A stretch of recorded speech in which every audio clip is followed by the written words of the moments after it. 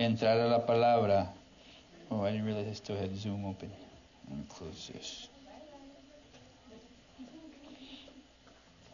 Vamos a entrar a la palabra que el Señor tiene para nosotros. We're going to go into the word that the Lord has for us. And so, the title of the message, el título del mensaje, is The Lord's Rest.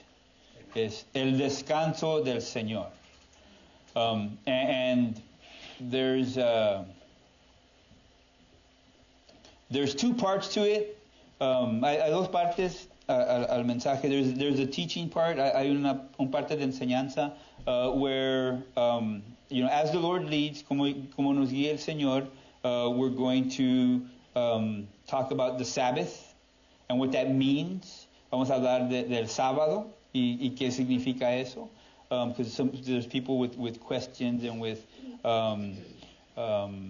lack of understanding. Hay gente que tiene preguntas o que no tiene entendimiento of what it means to us, qué significa para nosotros. But the message that the Lord is speaking to us today, pero el mensaje que Dios nos está hablando hoy, is about entering into His rest, es de entrar al descanso que está en Él.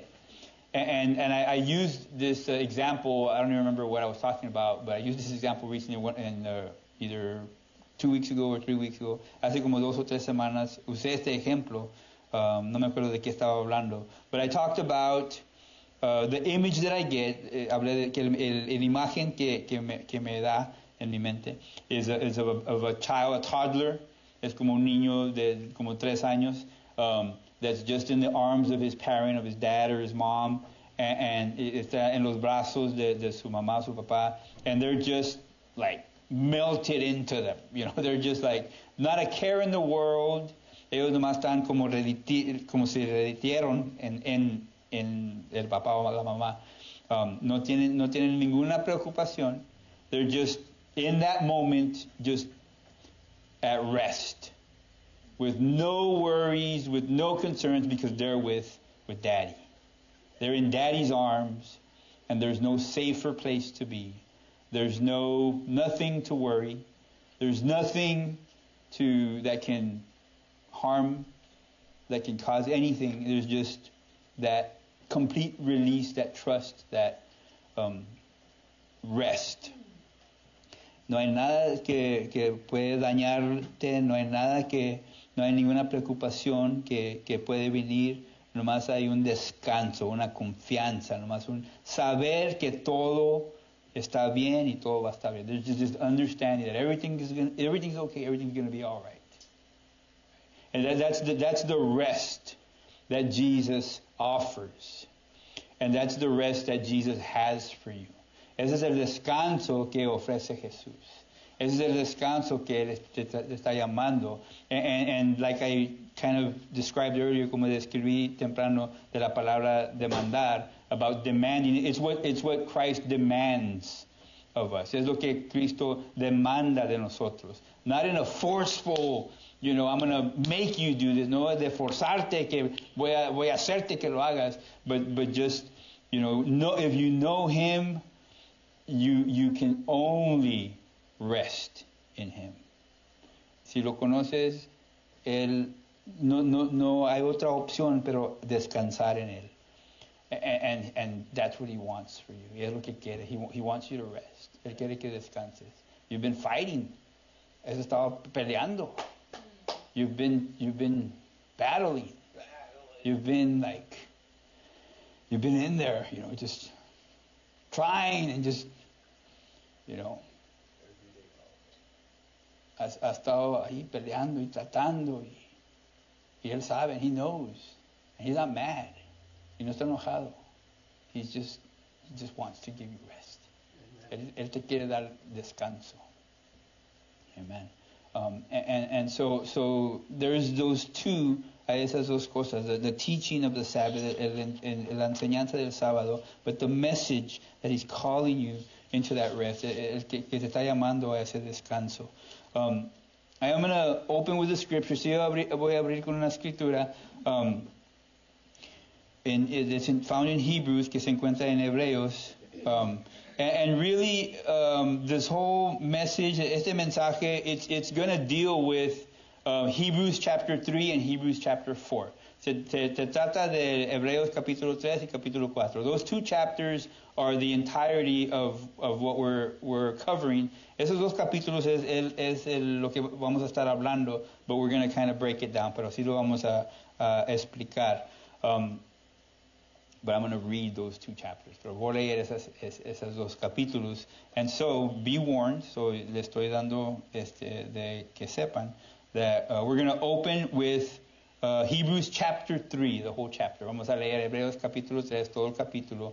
And as is our routine, y como nosotros hacemos de rutina, or what I believe the Lord leads us to do, lo que yo siento que el Señor nos guía, I'm going to ask you to stand as I read it. Si los voy a preguntar, pedir que si se pueden parar mientras lo leemos. Just know it's going to be a little bit longer than usual, que va a ser un poco más largo que casi siempre lo hago. But I'm just going to read the English, just to help us out. Pero nomás lo voy a leer lo inglés. I will have it up here. Si lo voy a tener aquí. So in Spanish, please just follow along in your Bibles, or you can follow along up here. En español pueden seguir en sus Biblias o pueden seguir aquí. But I'm going to read Hebrews chapter 3, and God is calling you into His rest. Amen. Be aware of that. Dios te está hablando, Jesús te está hablando a su descanso. Amen. Hebrews chapter 3, Hebreos capítulo 3. It says, and so, dear brothers and sisters who belong to God and are partners with those called to heaven, think carefully about this Jesus, whom we declare to be God's messenger and high priest. Right? So think about Jesus. Piensen de Jesús. Verso 2, verse 2. So he was faithful to God who appointed him, just as Moses served faithfully when he was entrusted with God's entire house. Verso 3. But Jesus deserves far more glory than Moses, just as a person who builds a house deserves more praise than the house itself. For every house has a builder, but the one who built everything is God. Right? God is the one who's building your life. Dios está edificando tu vida. Amen. Verso 5. Moses was certainly faithful in God's house as a servant. His work was an illustration of the truths God would reveal later. But Christ, as the Son, is in charge of God's entire house. And we are God's house if we keep our courage and remain confident in our hope in Christ. Verse 7. That is why the Holy Spirit says, today, when you hear His voice, don't harden your hearts, as Israel did when they rebelled, when they tested me in the wilderness. Verse 9. There your ancestors tested and they tried my patience, even though they saw my miracles for 40 years. So I was angry with them. And I said, their hearts always turn away from me. They refuse to do what I tell them. Verso 11. So in my anger, I took an oath. They will never enter my place of rest. Verso 12. Be careful then, dear brothers and sisters. Make sure that your own hearts are not evil and unbelieving, turning you away from the living God. You must warn each other every day while it is still today, so that none of you will be deceived by sin and hardened against God. Verso 14. For if we are faithful to the end, trusting God just as firmly as when we first believed, we will share in all that belongs to Christ. Verso 15. Remember what it says, today, when you hear His voice, don't harden your hearts as Israel did when they rebelled. Verso 16. And who was it who rebelled against God, even though they heard His voice? Wasn't it the people that Moses led out of Egypt? And who made God angry for 40 years? Wasn't it the people who sinned, whose corpses lay in the wilderness? 18. And to whom was God speaking when He took an oath that they would never enter His rest? Wasn't it the people who disobeyed him? So we see that because of their unbelief, they were never able to enter into his rest. Amen. It was their unbelief that kept them. Amen. Father, we thank you for your word. Te damos gracias por tu palabra. I pray that you speak to our hearts, que nos hables a nuestros corazones, and that you direct us, Lord God, que nos des dirección, Señor Dios, to know what we need to do, para saber lo que debemos hacer.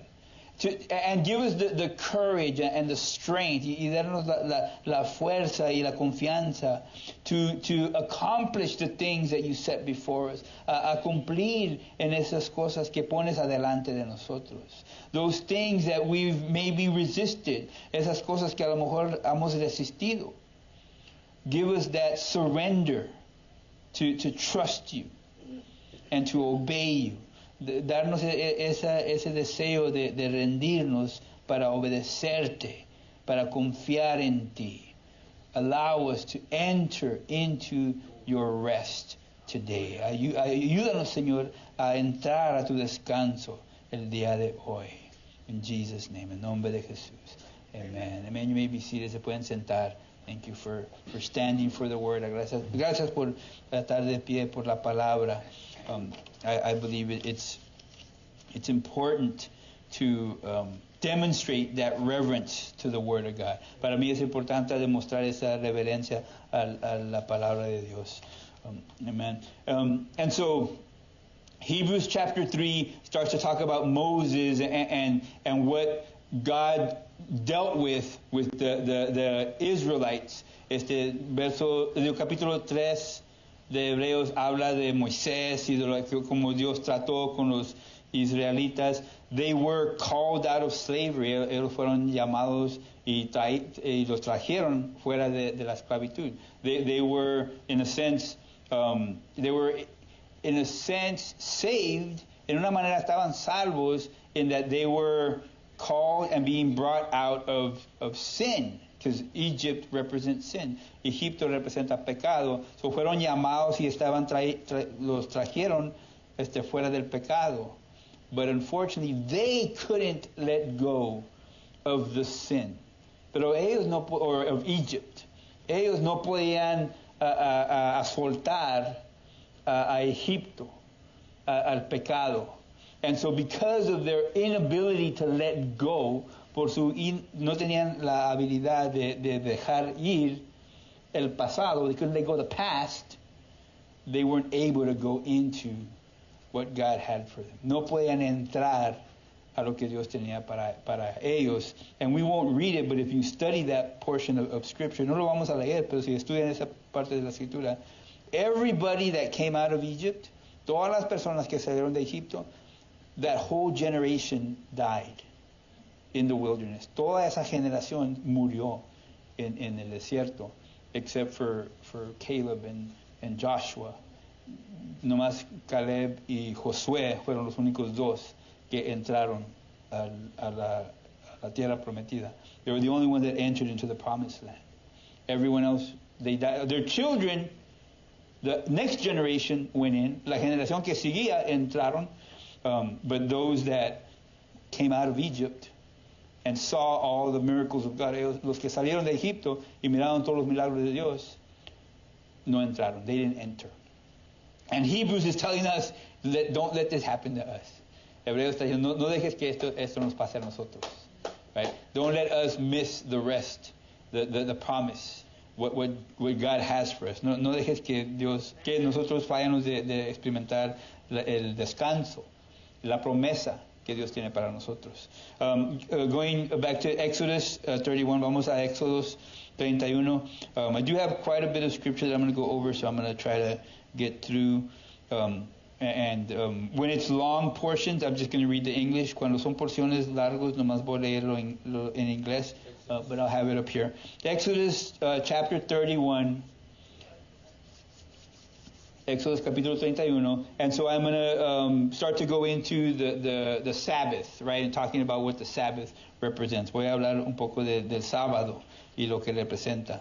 And so in Exodus 31, verse 12, Éxodo 31, verso 12. It says, the Lord gave these instructions to Moses.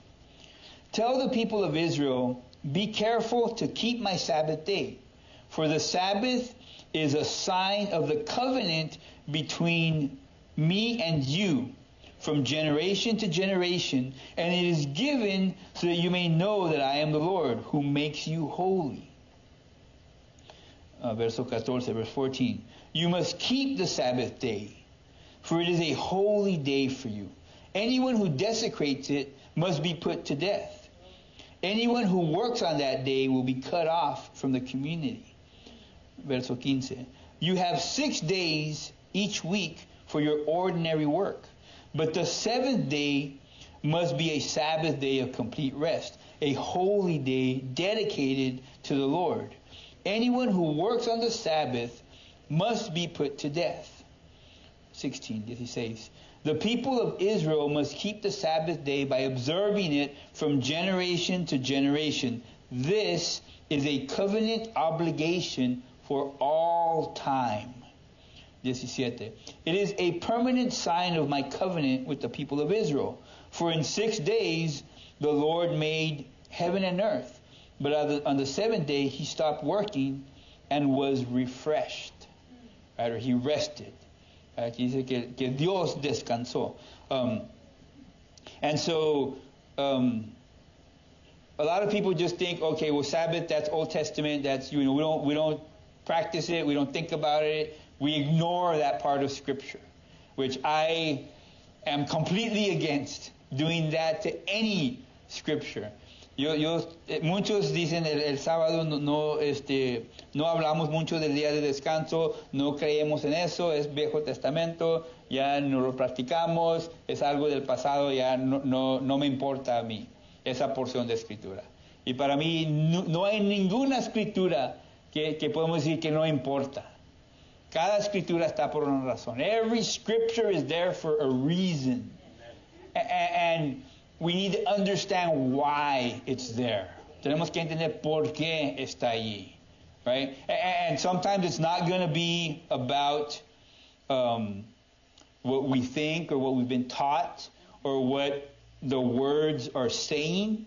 Muchas veces no va a tener el mismo sentido de lo que hemos aprendido o lo que pensamos o lo que miramos que las palabras están diciendo.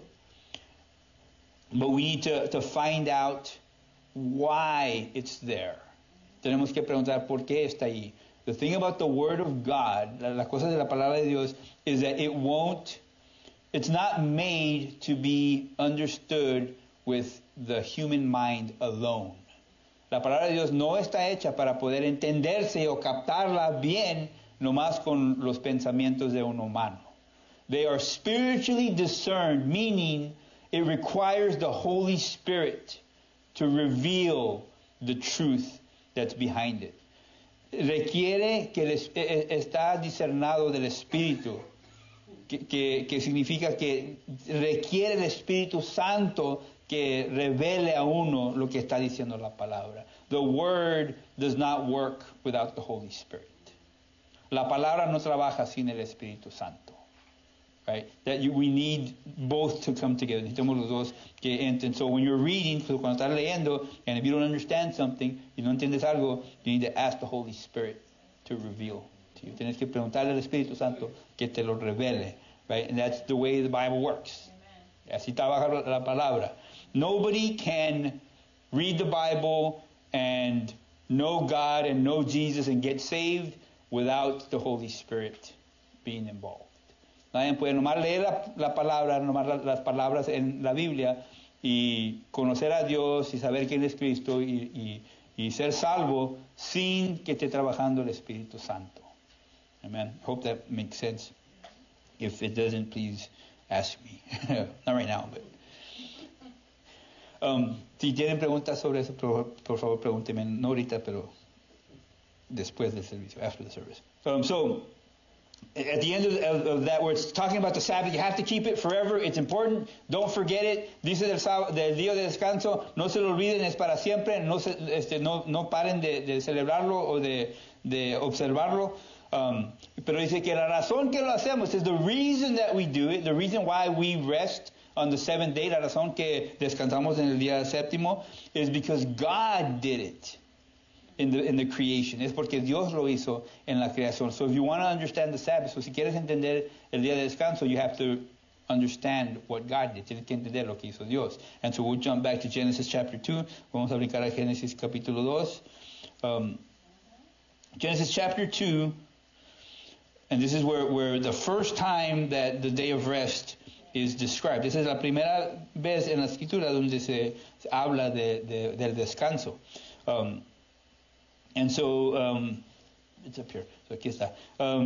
Genesis 2, 1 through 3. Genesis 2, de 1 a 3.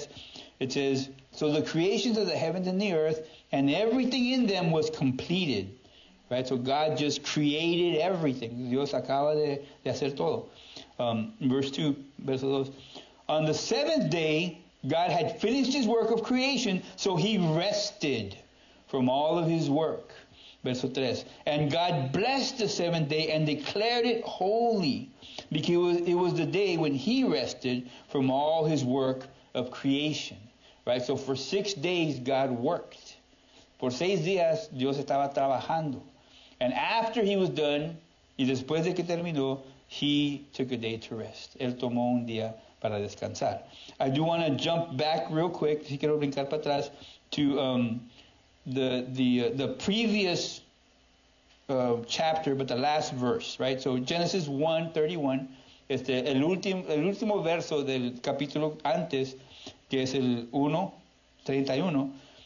So before what I just read, before he rested, antes que descansó, this is what happened. Esto es lo que pasó. In verse 31 it says, then God looked over all that he had made, and he saw that it was very good.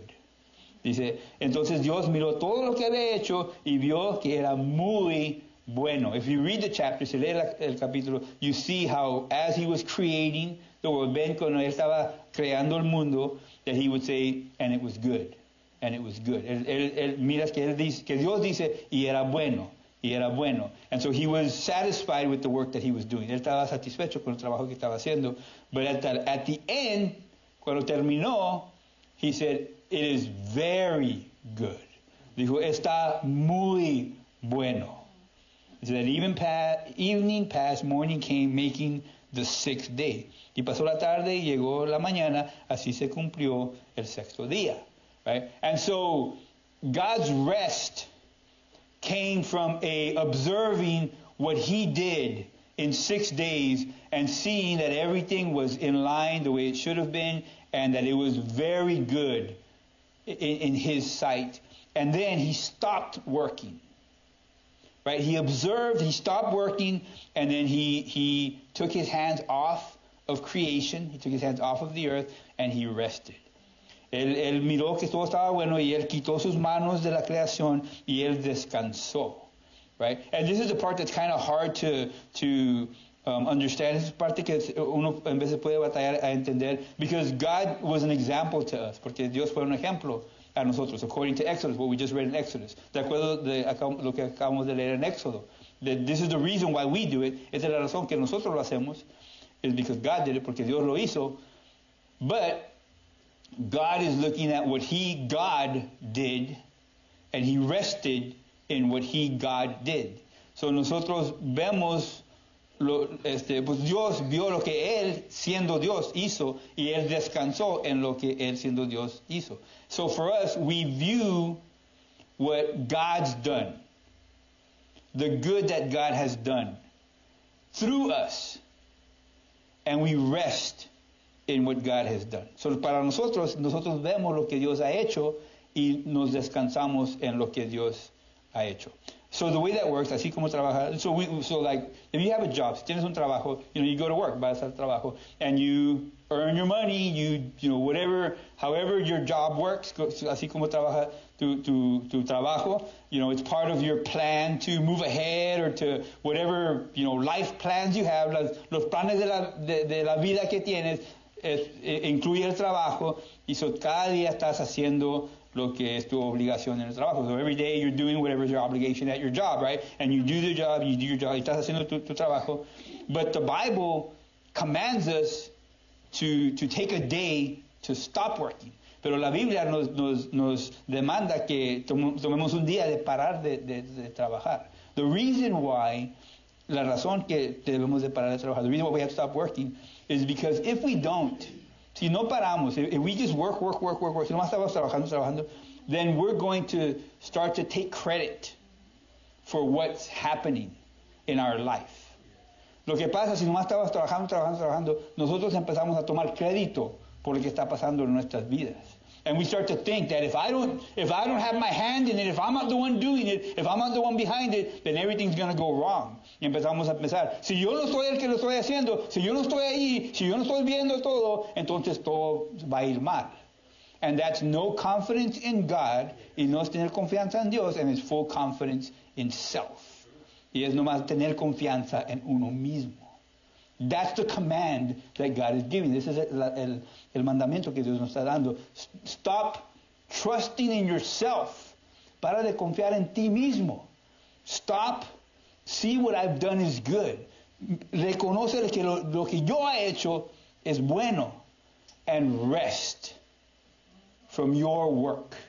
Take your hands off of the work. Dice, mira lo que yo he hecho y descansa de tu trabajo. Quita tus manos del trabajo. Allow me, God is saying, Dios está diciendo, permíteme a mí que muestre lo que yo estoy haciendo en tu vida. God is saying, let me demonstrate what I'm doing in your life. But I need you to take your hands off. Pero yo necesito que quites tus manos. Right? That taking off of the hand, ese quitando las manos, is a symbol, or it goes together with trusting God. Eso va junto con una confianza en Dios. In order to trust God, you have to let go. Para poder confiar en Dios, tienes que soltar. In order to let go, you have to trust God. Para soltar, tienes que confiar en Dios. And it kind of goes together. Se va junto. But the whole point of the Sabbath, pero el punto del sábado, it's not about a day, it's not about, whatever, watching football or, just hanging out at home. No es de un día o de nomás estar en la casa viendo la televisión y nomás estar haciendo nada. Es de confiar en Dios y poner esa práctica o poner esa confianza en práctica. It's about trusting God and putting that trust into practice by observing what God does, recognizing, because that's what God did. He looked at the 6 days and said, this is very good. Eso es lo que hizo Dios. Él miró a esos 6 días de trabajo, dijo, esto era muy bueno.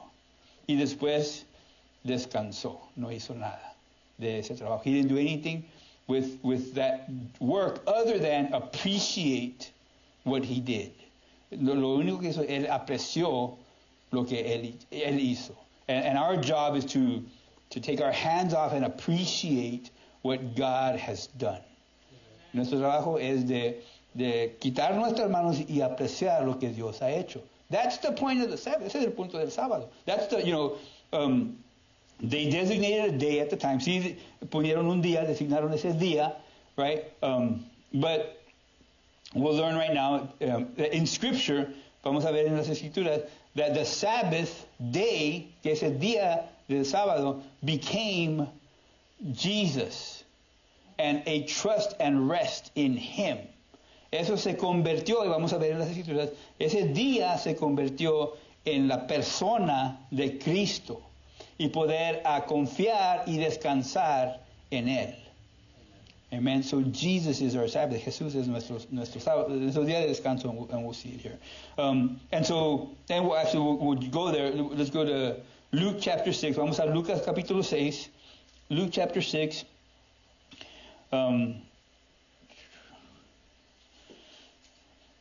Luke chapter 6. You don't have to turn here if you're turning on your Bibles, but I'm just going to read real quick. Matthew 5:17. No tienen que voltear si están en sus Biblias. It will be up here anyway. Va a estar aquí arriba. Pero si quiero leer, antes de leer Lucas 6, before reading Luke 6, in Matthew 5:17, Mateo 5:17 dice, it says, don't misunderstand. This is Jesus talking, right? Jesus is talking, and we're about to talk about the Sabbath. Vamos a hablar del sábado, y eso es lo que dice Jesús. antes de eso, Jesus says, don't misunderstand why I have come. I did not come to abolish the law of Moses or the writings of the prophets. No, I came to accomplish their purpose. Dice, no malinterpreten la razón por cual he venido. No vine para abolir la ley de Moisés o los escritos de los profetas. Al contrario, vine para cumplir sus propósitos. Right? And so he didn't come to erase the Old Testament or the Old Commandments. No vino para borrar el Viejo Testamento o los mandamientos. He came to fulfill them, to accomplish them. Él vino para cumplirlos. Right? And so as we get into the Sabbath, or the talk about the Sabbath, keep that in mind. So tengan eso en mente en hablar del día de descanso. And so jumping to Luke 6, yendo a Lucas 6, it says, one Sabbath day, as Jesus was walking through some grain fields, his disciples broke off heads of grain, rubbed off the husks in their hands, and they ate the grain. Verso 2. But some Pharisees said, why are you breaking the law by harvesting grain on the Sabbath? Verso 3.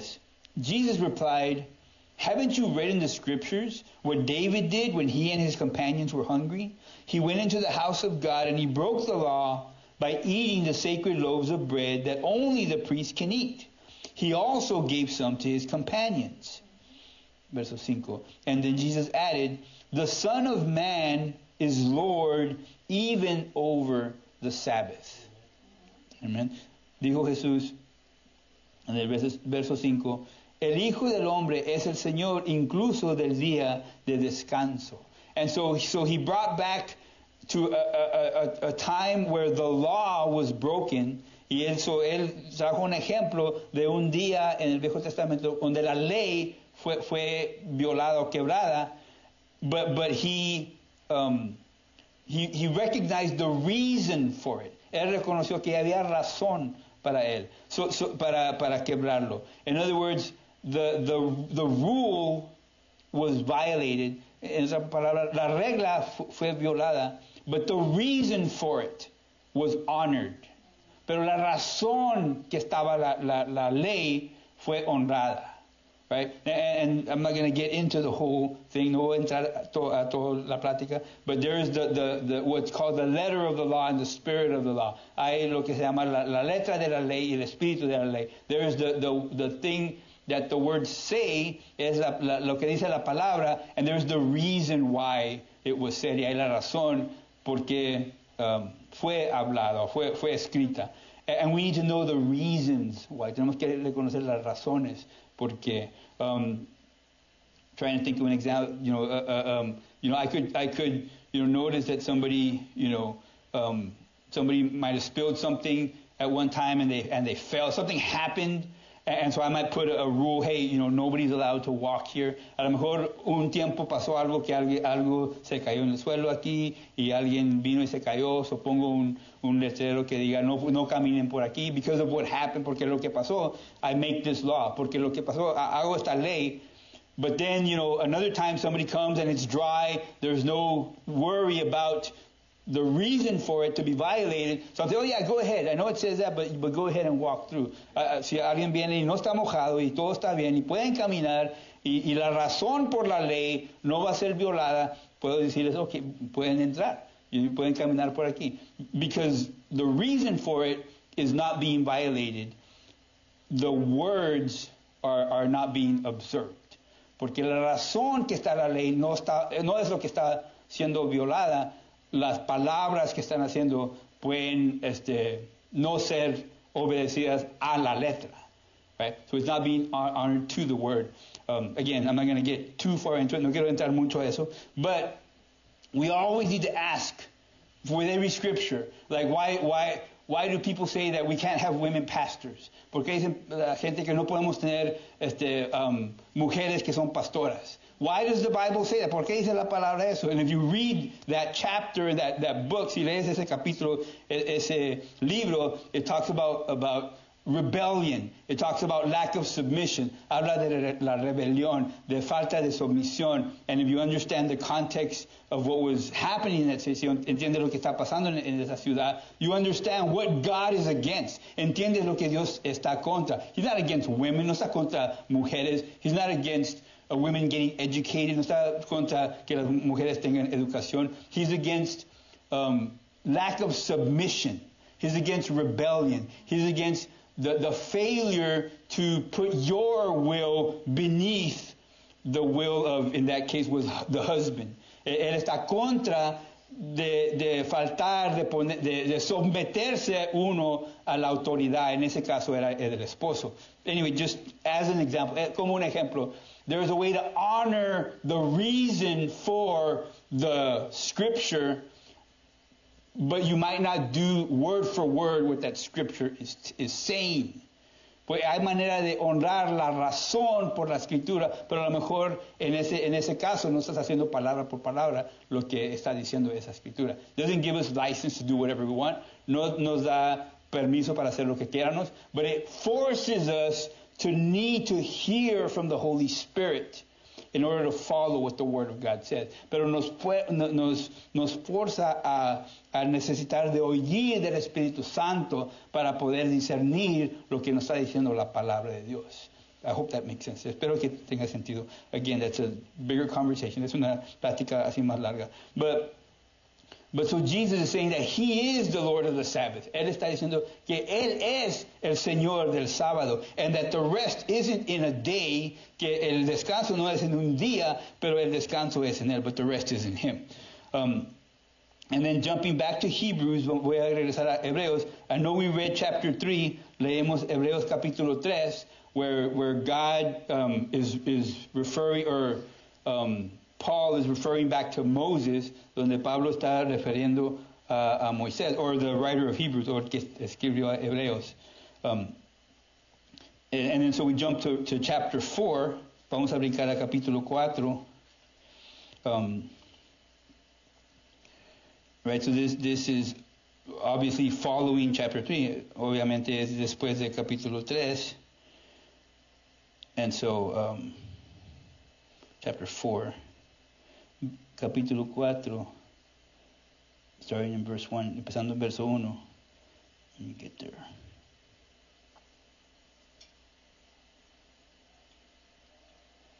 Did I miss it?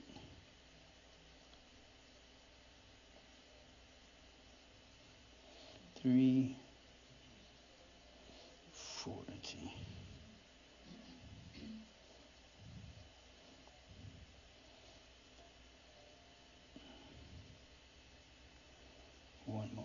Un momento. Chapter 4. Yay, technology. Okay. Capítulo 4.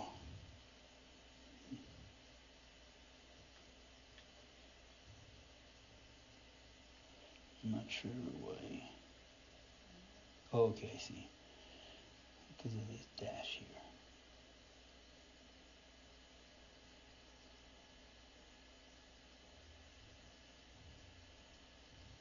Sorry about that. So, chapter 4, capítulo 4, verse 1. It says, God's promise of entering His rest still stands. So we ought to tremble with fear that some of us, might fail to experience it. For this good news that God has prepared this rest has been announced to us just as it was to them, to the Israelites. But it did them no good because they didn't share the faith of those who would listen to God. For only we who believe can enter His rest. As for the others, God said, in my anger I took an oath, they will never enter my place of rest, even though this rest has been ready since He made the world. Verso 4. We know it is ready because of the place in the scriptures where it mentions the seventh day. On the seventh day, God rested from all His work, right? Referring again to Genesis, referiendo otra vez a Génesis. Verso 5. But in the other passage, God said, they will never enter my place of rest.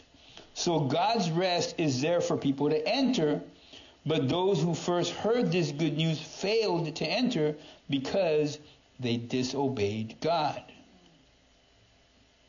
Verse 7, verso 7. So God sent another time for entering his rest, and that time is today.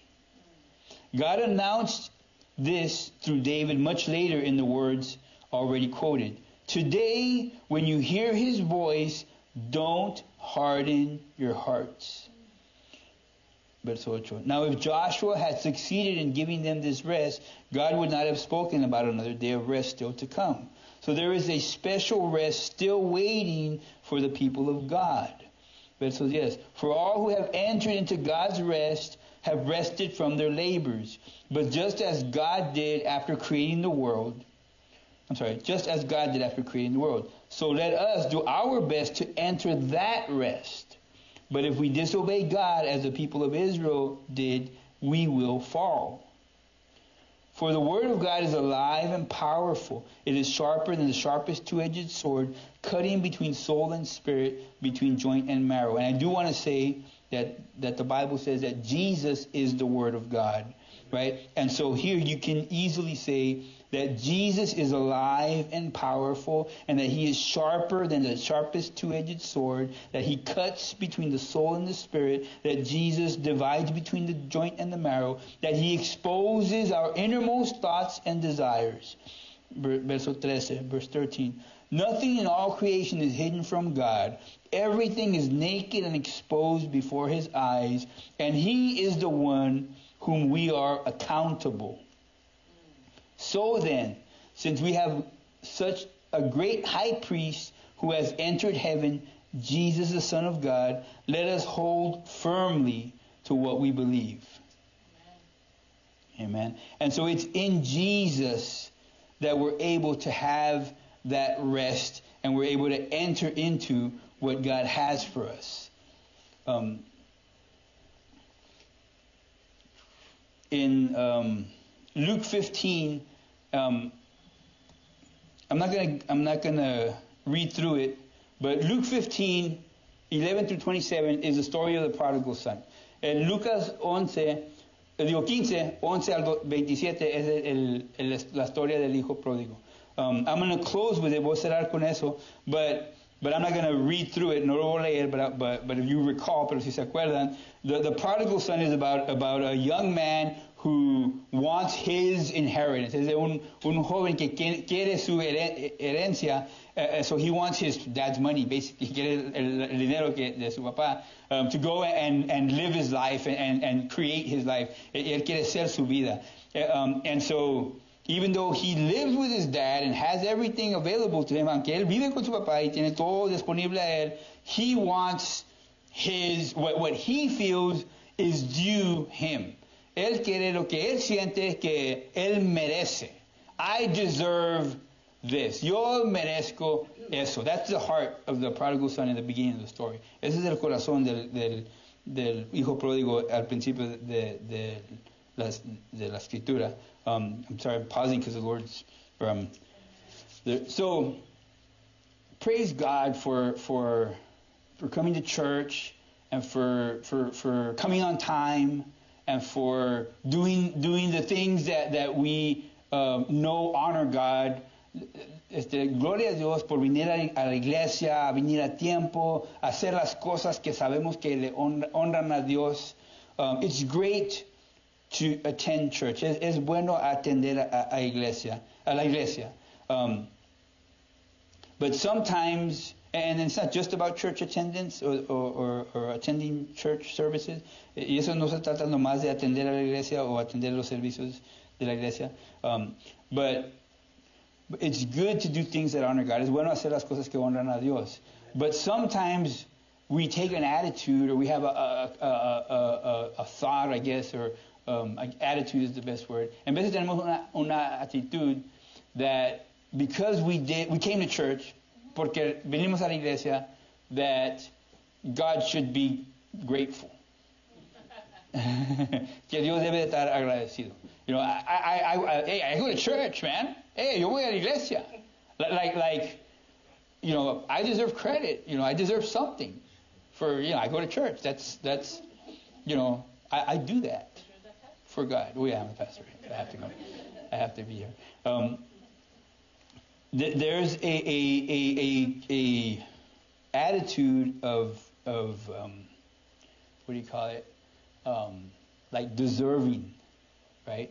That I'm entitled to, God's favor because I come to church. Yo merezco el favor de Dios porque yo vengo a la iglesia, or whatever it is. It could be other things, right? That's what I feel in my heart to use as an example. Eso es lo que siento en mi corazón para usar como ejemplo. Pero hay otras cosas que hacemos que honra a Dios, pero después pensamos que yo merezco crédito o favor porque lo hice.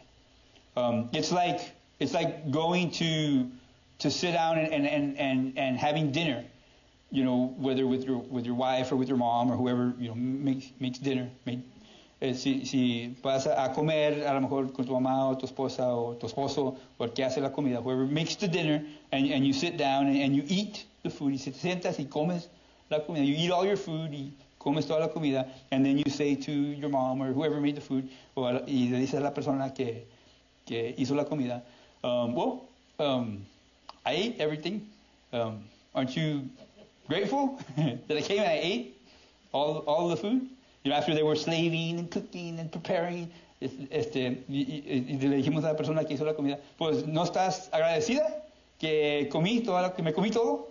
Dejé el plato limpio. I left the plate clean.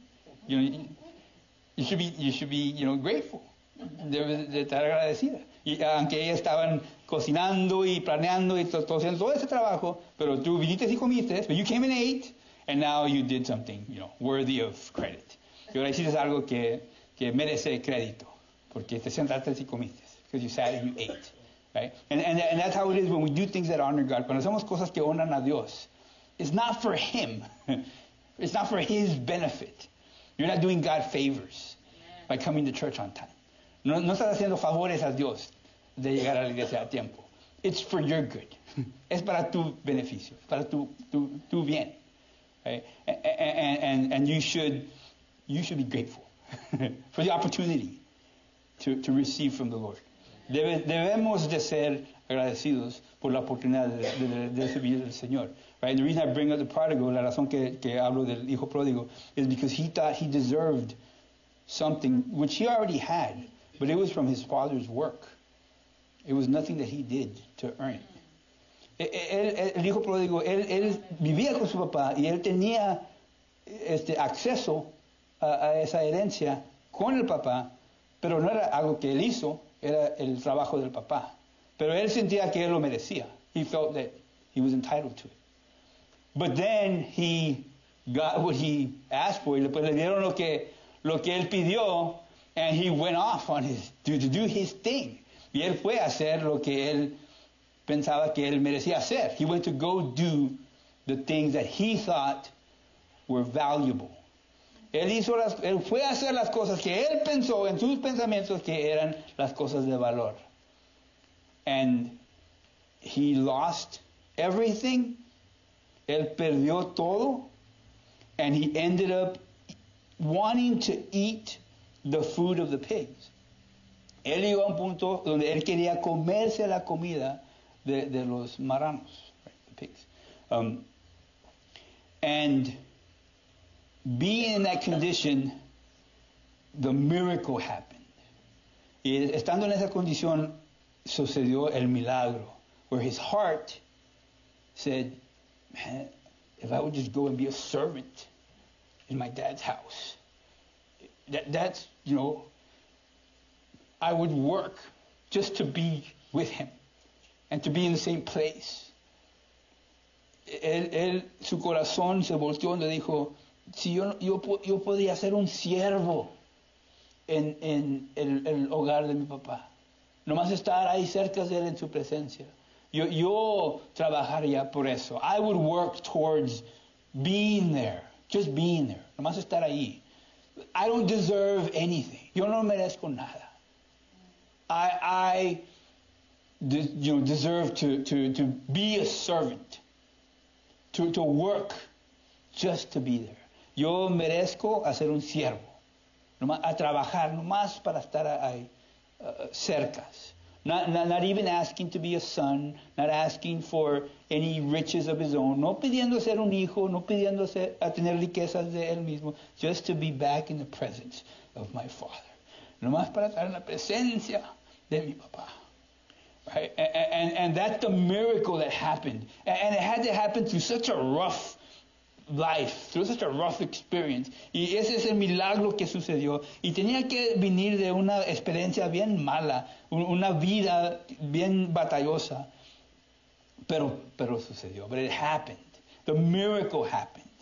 And when it happened, he was able to come back to the Father. That's where his eyes were opened to what he had with his Father.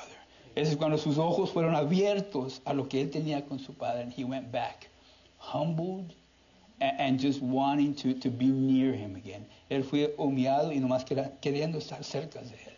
But what did the Father do? ¿Pero qué hizo el Padre? His Father didn't accept him as a servant, no lo aceptó como siervo. Él tuvo una fiesta. His father had a party. He rejoiced. And the Bible says that all of the angels in heaven rejoice when a lost sheep returns to the flock or comes back to the Lord. When a lost soul comes back to God, all of the angels in heaven rejoice. Dice la palabra que todos los ángeles en el cielo tienen una fiesta cuando viene un corazón que regresa al Padre. Cuando un perdido se salva, when a lost one gets saved. And that's the celebration that they represent. Y eso es lo que se representa en esa historia, where the Father had the big celebration over his Son, his eyes opening, and him being able to recognize what he had. Y él podía reconocer lo que él tenía. Because the condition was the same, porque la condición era la misma, that he had already been in, que ya tenía. He just had no idea. Él nomás no tenía una idea. He couldn't see it. He couldn't realize it. He couldn't experience it. He couldn't enjoy it. Él no podía realizar que lo que tenía, no podía gozarse en eso, because his eyes were on the world, porque sus ojos estaban en el mundo. It's not a requirement for us to hit rock bottom to have our eyes opened. No se requiere a llegar al punto más bajo para que nuestros ojos sean abiertos. Amen.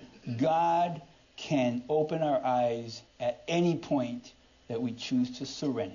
Amen. Dios nos puede abrir los ojos a cualquier punto que tenemos la decisión de rendirnos a Él. Amen.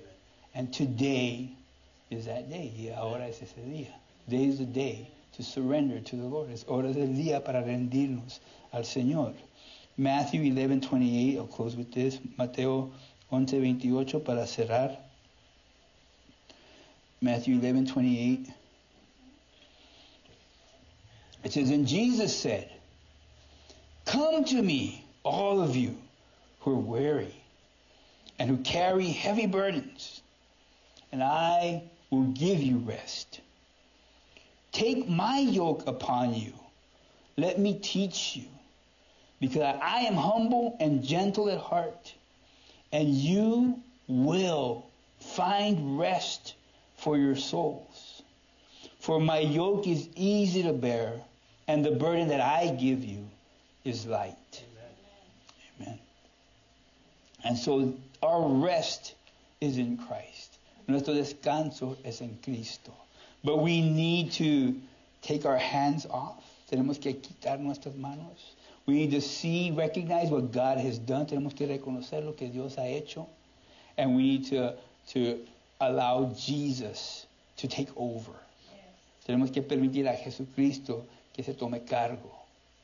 And when we do that, y cuando hacemos eso, then the things that we do, the way that we work or the way that we carry on our walk, lo que hacemos, el trabajo que hacemos o cómo continuamos en nuestro camino, it's home, it's rest, it's okay. This is my purpose. This is where I belong. Es cuando reconocemos, esto es mi propósito. Y aquí es donde yo debo de estar. Right? That's what Jesus is offering. Eso es lo que Jesús está ofreciendo. He's not trying to take your stuff away. No te está tratando de quitar las cosas, tus cosas. Take all your stuff and make you miserable. Te voy a quitar todo lo que quieres y te voy a hacer miserable. That's what people think. Muchos sienten así. He's not going to do that. No lo va a hacer. He's going to give you what you've really, truly been after. You just didn't realize it. Él te va a dar lo que siempre has deseado. Nomás que no reconocías because you had those eyes of the world still in place. Porque todavía tenías esos ojos del mundo en lugar. Amen. I'm going to pray to close. Voy a orar para cerrar. Heavenly Father, we thank you for your word, Lord, and your loving, merciful word. Damos gracias, Señor, por tu palabra, por tu misericordia y tu amor que encontramos en tu palabra.